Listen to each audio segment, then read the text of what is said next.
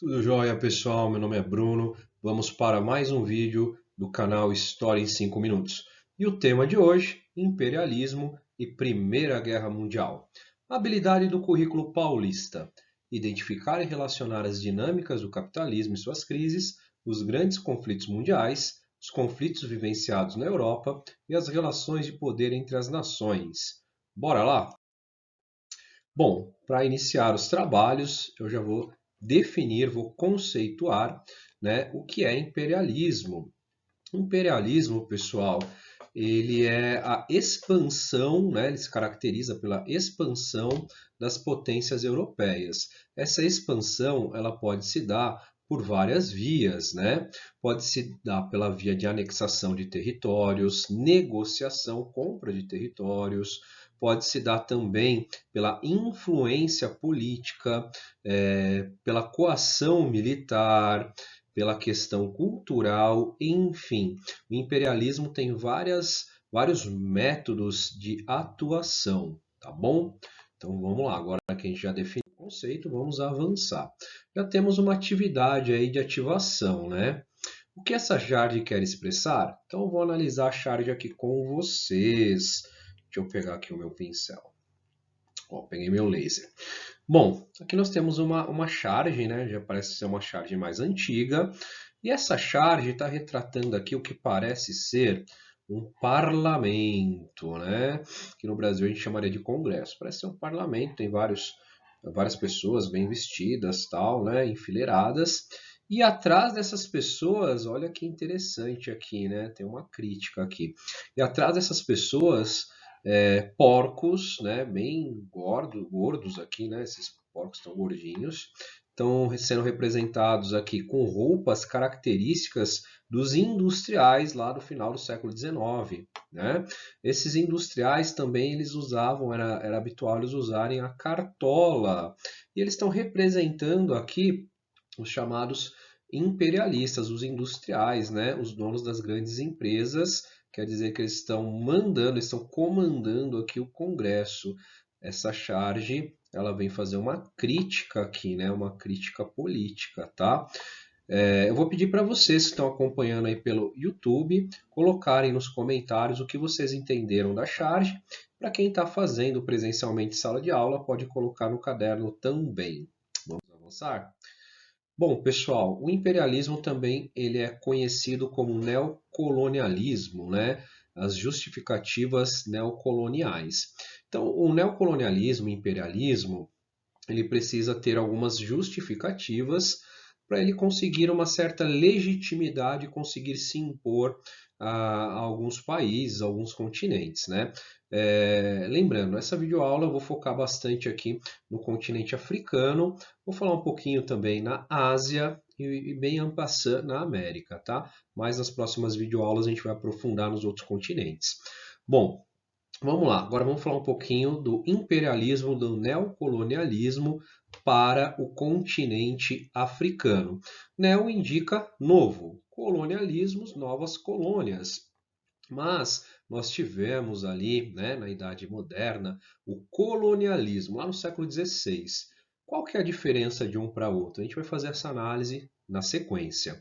Aqui nessa imagem, a gente tem aqui os africanos, né, as roupas características aqui dos africanos, carregando, olha que absurdo, né, carregando uma pessoa aqui que parece ser europeia, né, parece ser aquele chapéu inglês, as roupas não são típicas dos africanos.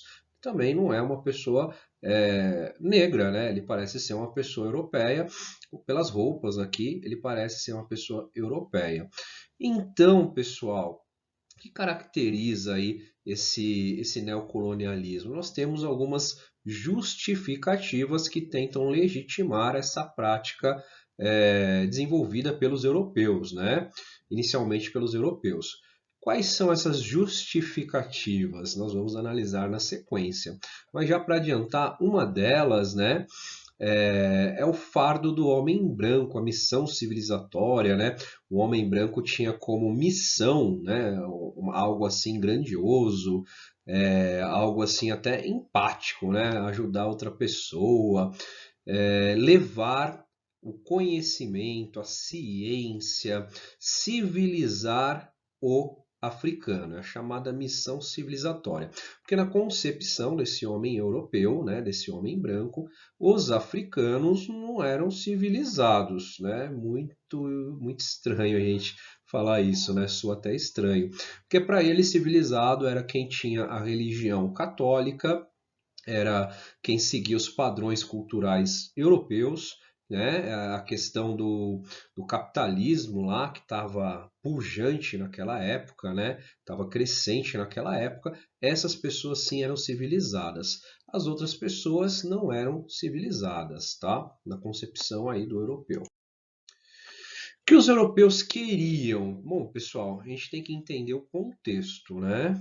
Então a gente está falando lá do finalzinho do século XVIII, início do século XIX, de uma revolução industrial já em andamento, né? E crescendo muito. Então essa revolução industrial, ela exigia o quê? Ela exigia mão de obra, então tinha que ter mão de obra barata. A gente está falando aí de trabalhadores baratos, tá? Também precisa de mercado consumidor para os seus produtos e precisa também de mercado fornecedor, né, de matérias-primas baratas. E tudo isso as potências europeias industrializadas naquela época encontravam em outros continentes, tá bom? A gente vai falar um pouquinho aqui dessa relação com a África. Vamos lá, vamos ver se meu laser me ajuda a sair daqui, né? Vamos lá, pronto. Características. Então a gente vai fazer agora nesse slide um comparativo do colonialismo lá do século XVI para o neocolonialismo do século XIX. Tudo bem? Século XV e XVI, colonialismo. Benefício do Estado, pacto colonial. O que isso quer dizer? Século XV e XVI, nós tínhamos um monopólio das metrópoles, né? Então as metrópoles elas exerciam através do pacto colonial um monopólio sobre o comércio com as colônias. Show de bola? Busca por metais preciosos e matérias-primas. Isso nós vamos ver também no neocolonialismo, né? Uma característica em comum. Pequena imigração, então a gente não tinha um grande deslocamento populacional, né? Que causasse assim um grande aumento demográfico nas colônias, né? E difusão do cristianismo como justificativa. Então nós tínhamos sim, século XV e XVI, a reforma protestante, tudo dentro de um contexto histórico, tá, pessoal? A gente não pode esquecer que o mundo, né, ele é dinâmico. Então, quando a gente está falando aí do colonialismo, né, expansão marítima europeia, nós estamos falando também em paralelo com o protestantismo, a reforma protestante.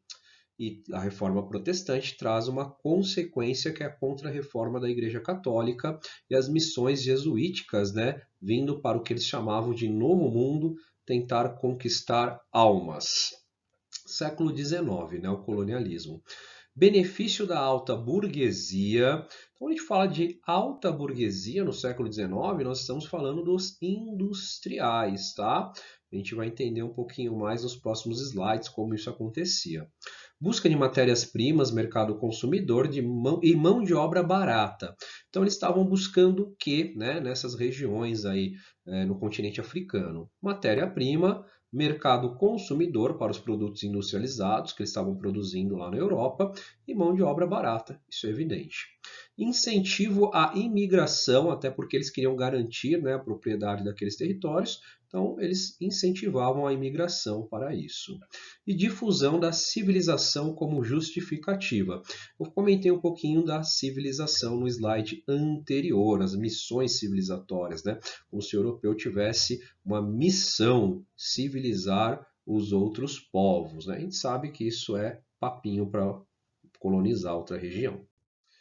Partilha da África. Bom, agora a fase essencial a gente entender aqui o que aconteceu, né?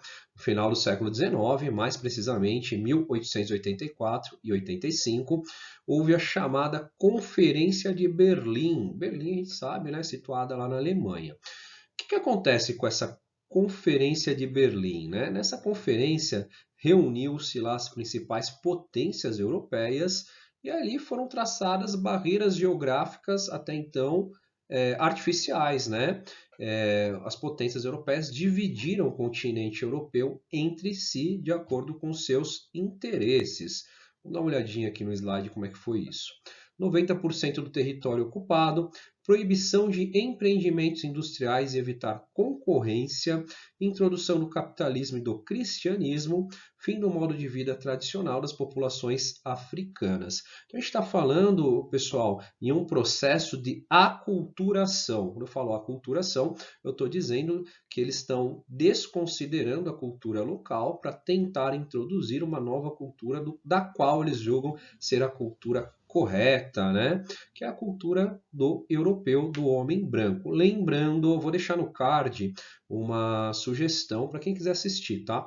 Eu gravei uma videoaula sobre a África, né? Nessa videoaula eu tentei desmistificar os paradigmas que existem com relação à África, os estereótipos que foram criados, né, com relação à África. Então eu vou deixar no card aí como sugestão e vou deixar nos comentários. Para quem quiser entender, se aprofundar um pouquinho sobre a pluralidade cultural que o continente africano tem, sobre as várias nações africanas, sobre as diversas religiões que eles professam.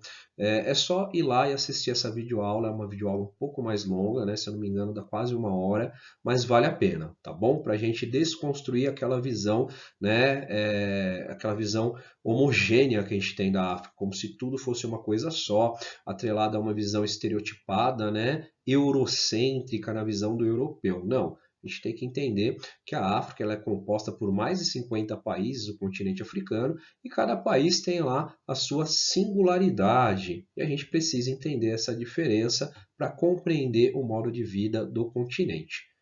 Show de bola? Vou deixar no card aí para vocês.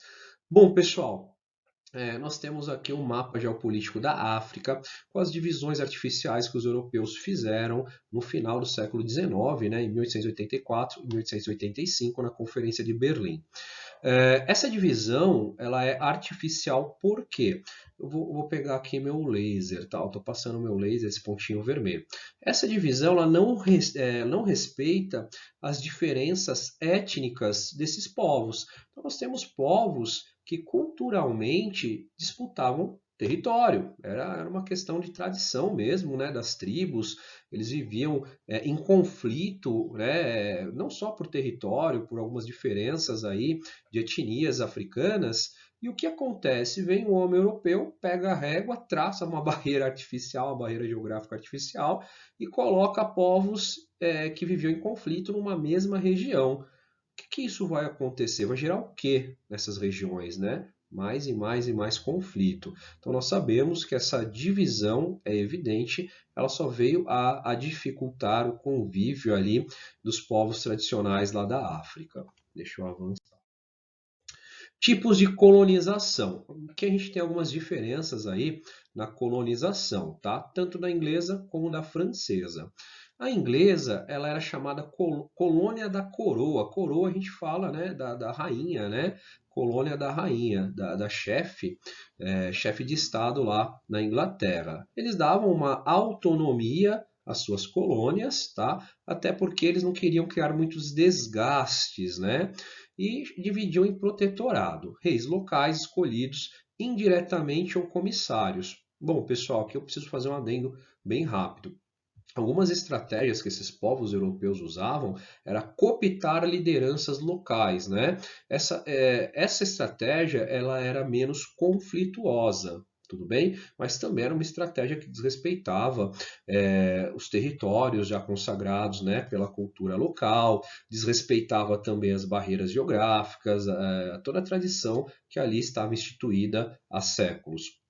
Onde a gente vai entender um pouquinho da estratégia francesa neocolonial.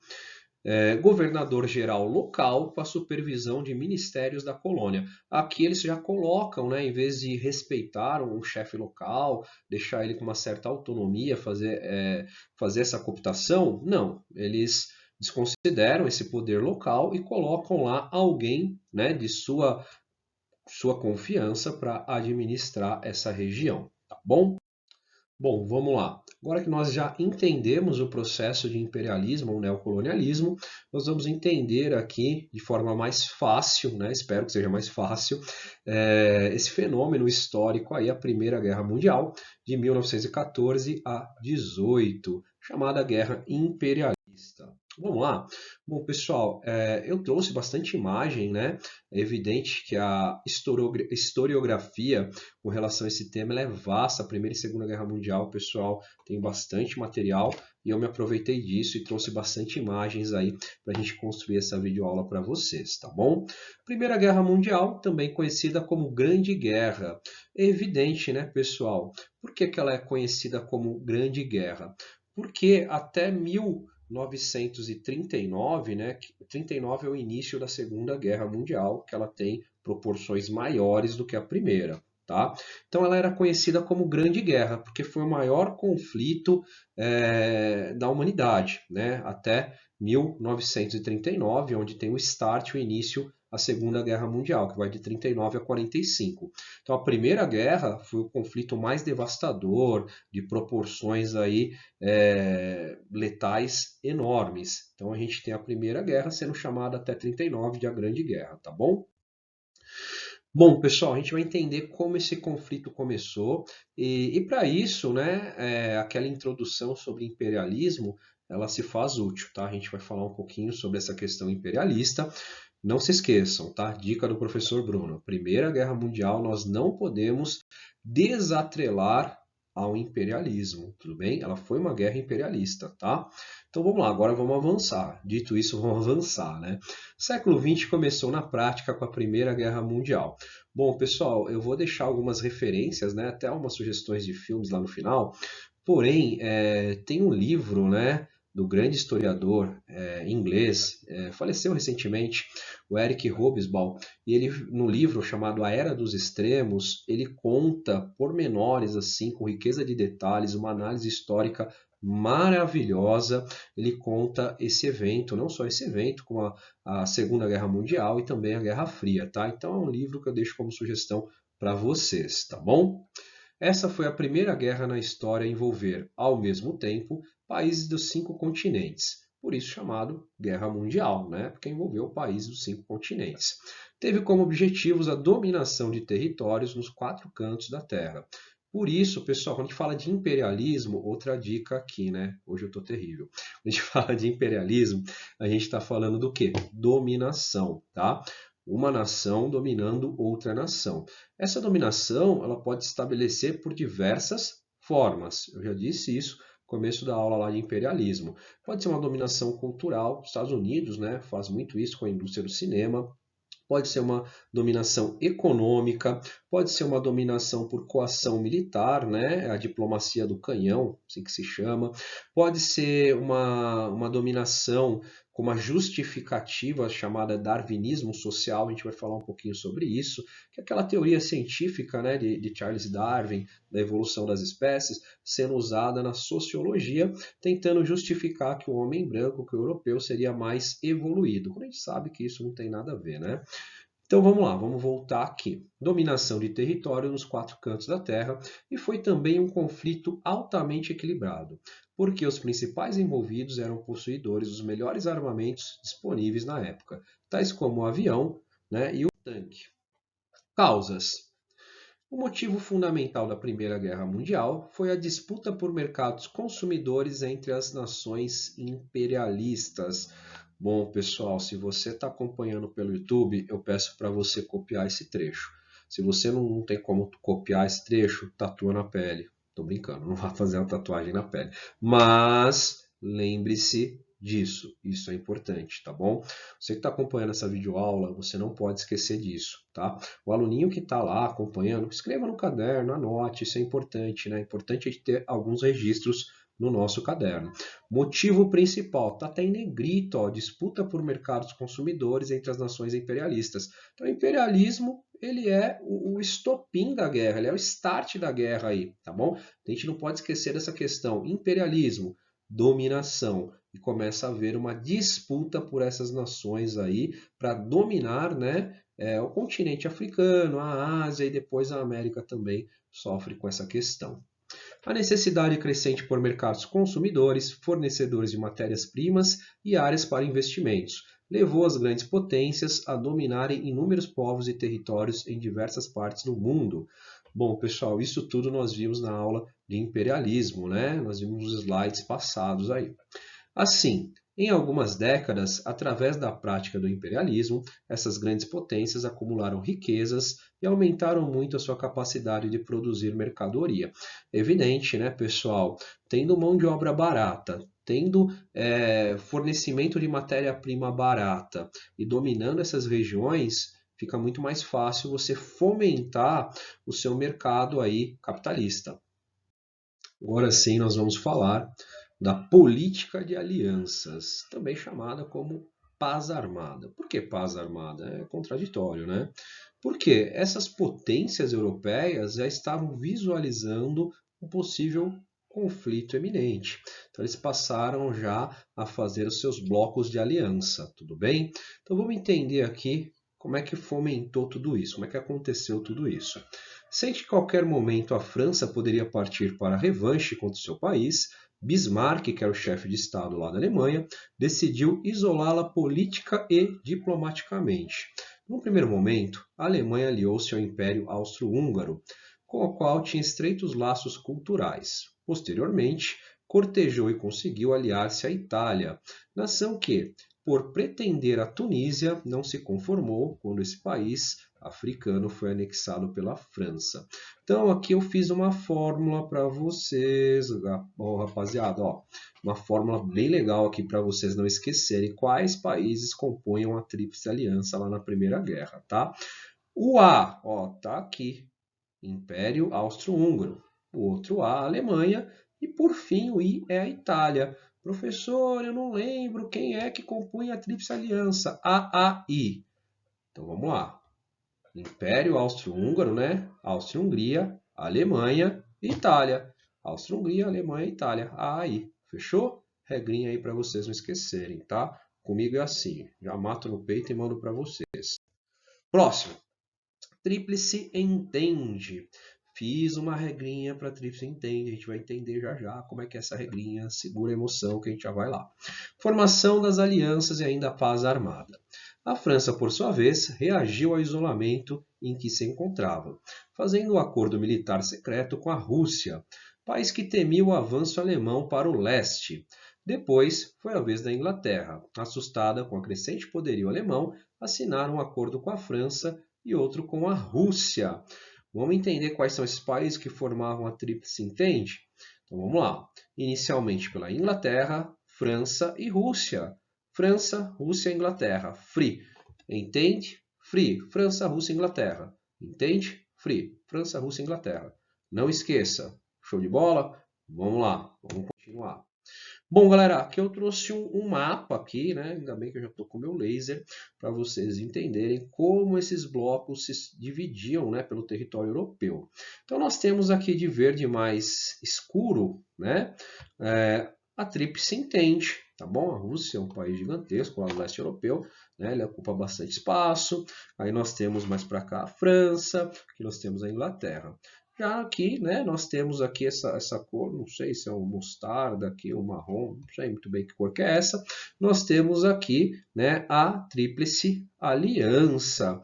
Agora eu quero ver com vocês, quem lembra quais países compunham a Tríplice Aliança? Alemanha, Áustria-Hungria, Império Austro-Húngaro, né? E a Itália, I. Já tinha esquecido, né? Tá vendo? Tô de olho, viu? Beleza, pessoal. Vamos lá, vamos avançar. Bom, que eu trouxe algumas imagens para vocês. Ficou conhecido como estopim da guerra, tá? Estopim, galera, é o fio condutor. Tudo começou, né? O que começou a guerra, o start da guerra. É evidente, muito aluno fala assim, professor, né? O arquiduque Francisco Ferdinando, o austríaco, quem que era aliado à Áustria mesmo, o Império Austro-Húngaro?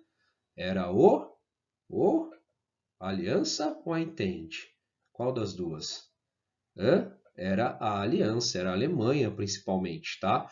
Então nós temos aqui o arquiduque Francisco Ferdinando, tá? Ele foi assassinado, né, em Sarajevo, tudo bem? Por um grupo terrorista, tá? E esse grupo terrorista, ele era associado ali, ele tinha a proteção, né, da Rússia, que era da Tríplice Entente. Então nós temos aqui os dois blocos, né, em conflito. E no meio desse conflito, o assassinato aí de uma pessoa muito importante, o arquiduque, o príncipe austríaco. O que acontece? O aluno falou assim para mim uma vez, professor, se o arquiduque, né, o Francisco Ferdinando, não fosse assassinado, não iria ocorrer a guerra? É evidente que ninguém tem bola de cristal, né? É muito difícil a gente prever o que aconteceria, né, caso essa possibilidade acontecesse. Mas tudo indica, com os cenários que já estão colocados, com as evidências que estão sendo colocadas, com todo esse contexto que nós passamos para vocês, que esse assassinato ele foi apenas o estopim. Todos os outros fatores iam levar à guerra. Eles iam arrumar outro pretexto e a guerra ia acontecer. Então, se o arquiduque abaixasse lá na hora do tiro, não acertasse nele e sobrevivesse, provavelmente a guerra ia acontecer, eles iam arrumar outro pretexto e o conflito ia ocorrer. Tá bom? Então vamos lá, vamos entender a participação dos brasileiros lá na Primeira Guerra Mundial. Desperta muita curiosidade, né? Muitos alunos me perguntam, e a participação no Brasil, como é que foi na Primeira Guerra? Bom, pessoal, não foi muito expressiva na Primeira Guerra, mas já na Segunda Guerra já é muito mais expressiva, tá bom? Então vamos entender como é que foi essa participação. Após episódios de ataques dos alemães sobre as embarcações brasileiras, não só brasileiras, né? Eles atacavam várias embarcações, dentre elas as brasileiras também. O presidente da época, Venceslau Braz, entrou no conflito ao lado da Tríplice Entente. Bom, pessoal, vamos ver quem ainda lembra quais nações compunham o bloco de aliança da Tríplice Entente. Quem lembra aí? Deixa no comentário. Deixa no comentário, eu vou ler, tá bom? Sem contar com uma tecnologia bélica expressiva, o governo do Brasil enviou alguns pilotos de avião e oferecimento de navios militares e apoio médico. A Primeira Guerra teve implicações significativas em nossa economia. A retração econômica sofrida pelas grandes nações industriais europeias abriu portas para que o parque industrial se desenvolvesse. Bom, pessoal, então o Brasil ele teve um crescimento econômico durante a guerra. Por quê? Porque o parque industrial europeu, né, essencialmente europeu, estava quebrado, né? Eles estavam concentrados em produzir equipamentos bélicos, porque eles estavam no meio da guerra. Já eles precisavam de exportar produtos, né? E o Brasil cresceu bastante, principalmente no setor do café, tá bom? Principais fases da guerra. Então nós temos aí uma Primeira Guerra Mundial, né, que ela é dividida em fases, tá? Para que a gente divide em fases? Para eles conseguirem entender melhor esse fenômeno. Primeira fase, ela dura um ano, né, de 1914 a 1915. É a chamada Guerra de Deslocamento. É uma guerra que o pessoal tenta avançar o mais rápido possível sobre o território inimigo. Intensa movimentação dos dois blocos rivais. Setembro de 14, rápido ataque das tropas alemãs em território francês. Contra-ofensiva francesa, detendo o avanço germânico sobre Paris na chamada Batalha de Marne, equilíbrio de forças nas frentes de combate, a partir desse momento. Então, até 14 de setembro de 14, na chamada Batalha de Marne, nós temos aí, né, uma pausa nessa guerra, porque as forças começam a se equilibrar, tá bom? Vamos lá, vamos para a segunda fase da guerra. Essa segunda fase é muito mais duradoura, é a chamada Guerra de Trincheiras, tá, pessoal? Então eu queria destacar aqui para vocês, olha aqui a fotografia, segue meu laser aqui, tá? Olha como os soldados estão aglomerados, a questão da higiene que era muito precária, né? Então esse soldado muitas vezes estava sob ataque, sob pressão do inimigo, ele tinha que fazer suas necessidades aí na trincheira mesmo. E na trincheira ele se alimentava, ele dormia muitas vezes na trincheira, e isso causava proliferação aí de bactérias, vírus, doenças, parasitas, animais também, ratos, barata, pulga, piolho. Então era uma condição muito precária de higiene que acarretou na morte aí de muita gente, não só pelo fogo inimigo, mas também pela falta aí de condição de higiene que a gente observava aqui nessas trincheiras, tá bom? Outro evento importante que vale a pena nós destacarmos é a saída da Itália, né, da Tríplice Aliança, né, que era composta lá pelo Império Austro-Húngaro, tenho certeza que você já decorou. Império Austro-Húngaro, a Alemanha e a Itália, ela sai da Tríplice Aliança e ela migra, ela vai para a Tríplice Entende, deixando desfalcada aí, né, a Tríplice Aliança, tá bom? Em 1915, a Itália, que até então se mantivera neutra, traiu a aliança que fizera com a Alemanha e entrou na guerra do lado da Tríplice Entende. Então ela muda de lado, tá bom? Vamos lá, a gente já está indo para o final da aula. Terceira fase, 1917-1918, que é quando a guerra acaba. Caracterizada pela entrada e saída de outros países na guerra. A marinha alemã, utilizando submarinos, afundou um navio de países tidos como neutros, alegando que transportavam alimentos e armas para os inimigos.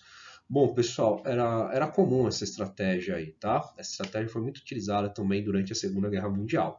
Se você quer combater seu inimigo, você também retira do seu inimigo os suprimentos, né? Alimentos, munição, armas, tropas. Como é que você vai fazer isso?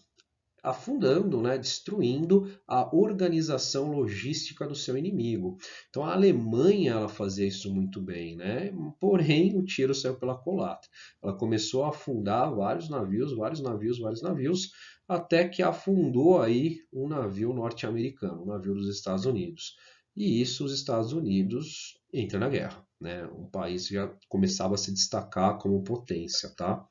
Foi o caso, por exemplo, dos navios Lusitânia e Arábia dos Estados Unidos e do navio Paraná do Brasil. Nesta fase da guerra, dois acontecimentos se destacaram. 6 de abril de 17, entrada das forças dos Estados Unidos no conflito. Então nós temos aqui, né, a entrada dos Estados Unidos no conflito.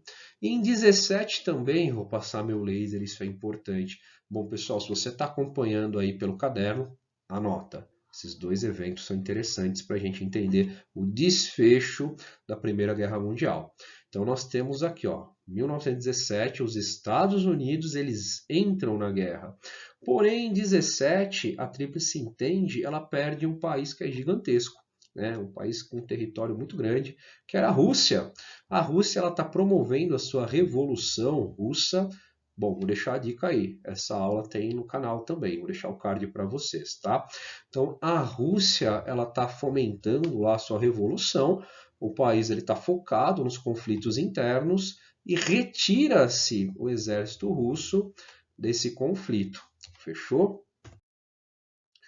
Bom, vamos lá. Aqui nós temos aqui, né, um cartaz aqui, né, do tio Sam para recrutar, né, soldados para o exército americano. Tudo bem?